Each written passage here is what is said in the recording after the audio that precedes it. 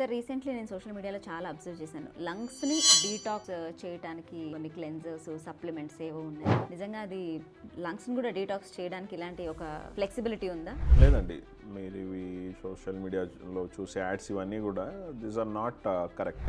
Lungs detox అని స్పెసిఫిక్గా ఏం లేదు, కానీ ఇప్పుడు మన పెరుగుతున్న పొల్యూషన్ మన లైఫ్ స్టైల్ని బట్టి ఒక రికమెండేషన్ అయితే వచ్చింది.